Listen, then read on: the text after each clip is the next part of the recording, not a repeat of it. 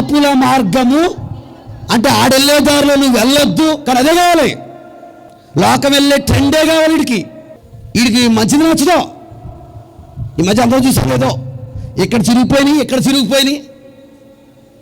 మన ఎక్కడ అడిగాను, గుళ్ళోకి ఆరాధనకి రమ్మని కుర్రోడిని లెగిసాడు.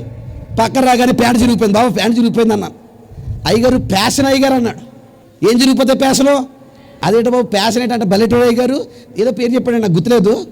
మామూలు ప్యాంట్ అయితే 1000 రూపాయలంట, చిరిగిన ప్యాంట్ అయితే 5000 అంట. నీకెక్కడదరా ఈ జబ్బు అంటే, ఎవడో దారిని పోయి కూడా వేసుకున్నాడు, అది చూసి నువ్వేం చేసుకున్నావు, అంటించుకున్నావు. పాపుల మార్గం కాదా? ఈ మధ్య ఇంకో ట్రెండ్ వచ్చింది, చుట్టూ తీయించేస్తున్నాడు ఇటు, మధ్యలో ఉంచేస్తున్నాడు ఇటు. ఈయనకి ఎక్కడదరా ఈ పుసుగుడు కటింగ్ అంటే, ఎవడో వేయించుకున్నాడంట.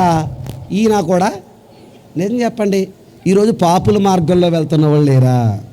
ఆడు రిబ్బన్ కడితే మనం రిబ్బన్ కడతాం, ఆడు దారం కడితే దారం కడతాం, ఆడు ఏదో కటింగ్ చేస్తే కటింగ్ వేస్తాం. ఆడవాళ్ళు ఏం తక్కువ కాదు, అందరికీ వందనాలండి. ఆ హీరోయిన్ ఏదేస్తే అదే వేస్తాం.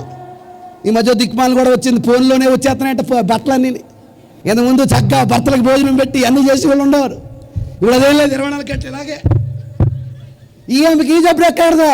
ఎక్కడో పెద్దమ్మో చిన్నమ్మో చూసింది, ఆ అమ్మని అట్టుకుని అమ్మ మొదలెట్టింది. మరి ఇది ఎవరి మార్గం అంటున్నాను నేను? కాదా? నేనేమి పెద్ద పెద్ద తప్పులు చేయించలేదండి, చిన్నయే. కానీ ఆ చిన్న వాటిని బట్టి మనం ఎవరికి దూరం అయిపోతున్నాం తెలుసా? దేవునికి దూరం అయిపోతున్నాం. పాపుల మార్గం వద్దు, దుష్టుల ఆలోచన వద్దు, అపహాస్యకులు కూర్చుండే చోటున అసలా కూర్చోవద్దు. ఈరోజు నీ బ్రతుకు నా బ్రతుకు ఇలాగుందంటే ఆ మహానుభావుడు చూపిన గొప్ప కృప. దాన్ని గుర్తించిన మనం ఆయనకు కృతజ్ఞత కలిగి బ్రతకవలసిన బ్రతుకు ఉండాలి.